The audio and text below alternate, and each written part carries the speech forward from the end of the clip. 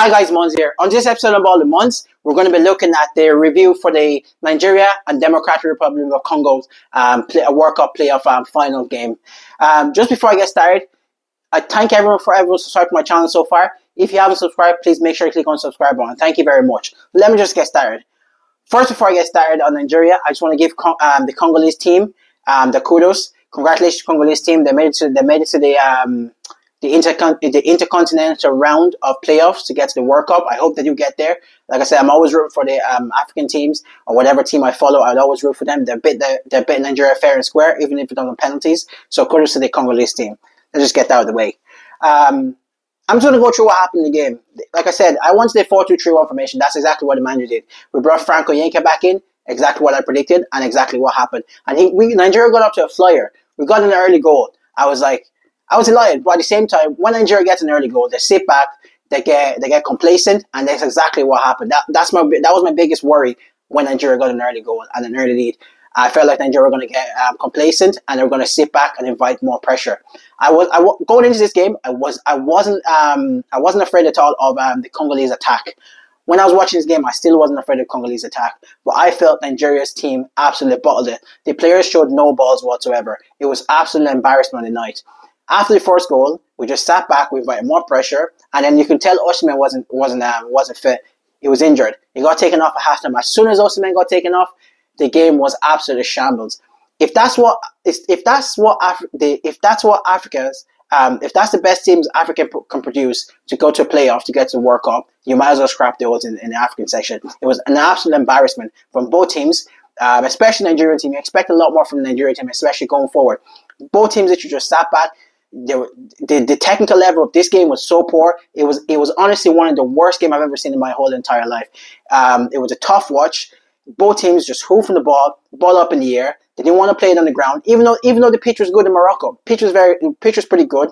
Both teams didn't want to play. Didn't want to know about it. Especially the Nigerian team, absolutely complete embarrassment. They shambles the whole Nigerian team.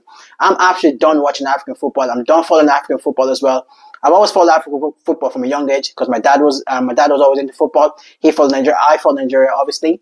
And at this stage, I'm completely done with that team. Not just because they didn't qualify for the World Cup. There's a whole plethora of issues going on with Nigerian football at the moment. First is the Nigerian Football Federation. They take money from FIFA. They don't distribute it down to the chain. They don't distribute it down to the chain. Basically, the Nigerian Football Federation, they take money from FIFA. They don't distribute it to the teams. They don't distribute it to the youth teams, to the coaches in Nigeria, to the staff. If you're involved in Nigerian football, the last couple of weeks they basically haven't been paid, and there was a big debate and a big trouble in the camp because players weren't paid, managers weren't paid, coaches weren't paid. Like, you get money from FIFA, Nigerian Football Federation get money from FIFA, but they're not distributed down to the Nigerian team. No youth football. They don't distribute to youth football. Even the first team, the men's senior team, when they're going away or when they're playing anywhere, they put them in the shittiest of hotels, shittiest of accommodation.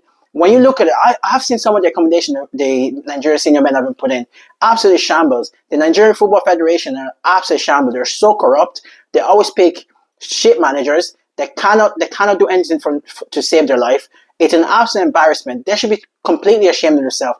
This is the second World Cup in a row Nigeria aren't going to make. For a country that populated, for a football country, for a country who produce so many good footballers, and the team is so good, but the organization is just so wrong from top to bottom. Is completely wrong, and obviously that's going to filter through to the players as well. When you see some of the players, like for example, if you are born in a European country to a Nigerian parent or you have Nigerian descent, there's no motivation whatsoever for you to go play for the Nigerian senior team, simply because you see how the Nigerian Football Federation treat their players. They don't pay them. They don't distribute the money to the managers, the coaches. The facilities they're shocking for a country as big as Nigeria. The accommodation when they put players in, completely shocking. Just everything, the training equipment, completely shocking. You've heard players complain about it. The standard is completely poor. It's the shittiest of standards I've seen in a very, very long time. And the Nigeria Football Federation should be completely ashamed of themselves. This is. I'm putting 80% of the blame on them, and 20% on the blame on the players as well and the coaches.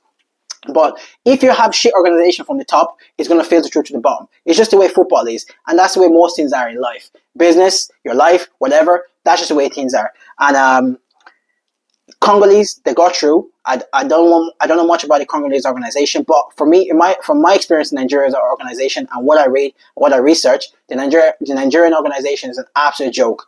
And some of the players, like Iwobi, Iwobi's more worried about how he looks on the pitch than how he actually plays. He's an absolute embarrassment. There's no way he's related to JJ Okocha. No way in hell he's related to JJ Okocha. He's an absolute shambles. He doesn't do well for Nigeria. He's had nearly 90 odd caps, and he's probably had 5, maybe 10 good games in Nigeria jersey I've seen him play.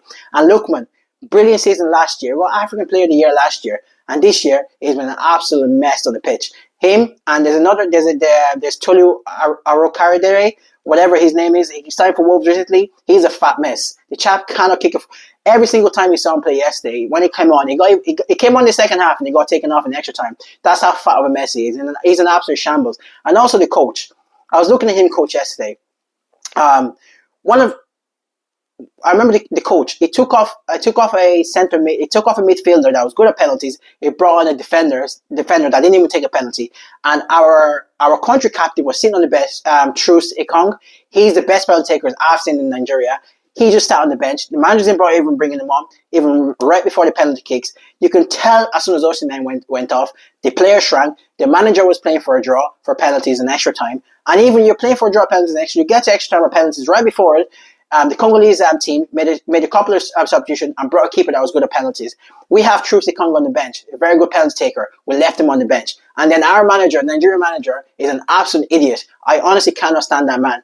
This is his fault. I give 20% of blame to him, simply because at the start of the qualification, the first 4 games, we got 2 points, where we should be getting minimum 9 points in those type of games. I think we drew to Zimbabwe, we drew to Rwanda, we lost Zimbabwe, something like that. It was absolutely scandalous. And then towards the end of the game, you see him arguing with once again, the fight with the Congolese coaching staff because they were doing juju. What an absolute bum. What an absolute waste, man.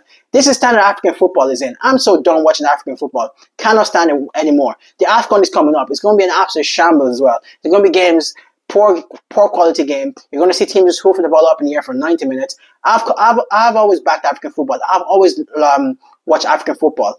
I'm Nigerian. I've always watched African football, always backed the Nigerian team, but this is an absolute shambles. And it's going to keep being a shambles, no matter how good the players we produce. Most of our players, they leave Nigeria at a very, very young age. They produce them in Europe. You rarely ever see our Nigerian team produce a homegrown player that has been coached in Nigeria, simply because there's no structure whatsoever in Nigerian football. If you want to be good at football, you have to get scouted from a young age to come to Europe and play. Simple as. Because the NFF, Nigeria Football Federation, aren't going to put any effort into it. They're all money-hungry idiots, and all they do is corruption, and that's all they care about, in my opinion. No Osimhen, no party. Osimhen is this year carrying this team. I've been critical of Osimhen in the past, but without him, we look an absolute mess. Honestly, I'm venting right now because I was so disappointed in Nigeria last night. I couldn't believe what I was watching.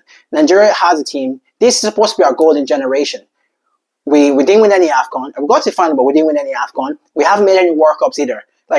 This is a stupid golden generation. The previous generation, at least they wanted to play for Nigeria. I think most of the players now, they don't really want to be there. Some of them just care too much about social media, how they look on the pitch, and just everything else, bar the football. You can just tell those players, I'm done watching African football. I can't stand African football anymore. I probably wouldn't even bother covering the AFCON. I'm absolutely sick of African football. Anyways, that's my rant over. Congratulations to Congo. Hopefully they make it through to the World Cup from the Intercontinental section. Make sure if you follow my page, make sure if you watch this video, make sure you click onto the link and follow my page. Thank you very much. Have a lovely weekend.